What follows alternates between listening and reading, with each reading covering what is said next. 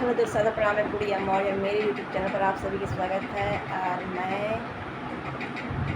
लोकगीत सुनाने जा रही हूँ। आप लोग जरूर सुने, अच्छा लगे तो कमेंट जरूर। ए सैया आजा पकड़ के रेल गड़िया, ए सैया आजा पकड़ के रेल गड़िया, ए सैया आजा पकड़ के रेल गड़िया, ए सैया आजा पकड़ के रेल गड़िया।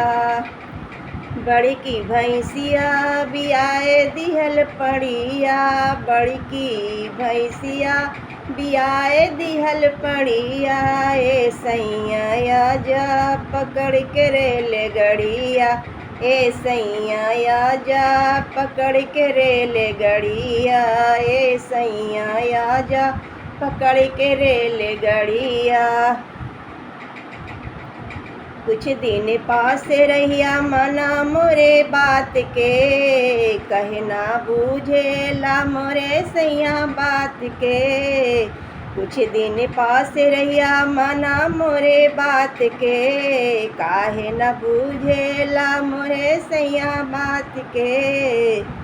दूध रोटी खैया बन जइया शरीरिया, ए सैया आजा पकड़ के रेल गड़िया, ए सैया आजा पकड़ के रेल गड़िया, ए सैया आजा पकड़ के रेल गड़िया, ए सैया आजा पकड़ के रेल गड़िया। 4 दिन में आ जाई चेहरा पे लाइट, 4 दिन में आ जाई चेहरा पे लाइट। ढीला बदन तो हर हो जाई टाइट, ढीला बदन तो हर हो जाई टाइट। लड़िया तू कुश्ती दिन दोपहरिया, ए सैया आजा पकड़ के रेल गड़िया, ए सैया आजा पकड़ के रेल गड़िया, ए सैया आजा पकड़ के रेल गड़िया, ए सैया आजा पकड़ के रेल गड़िया।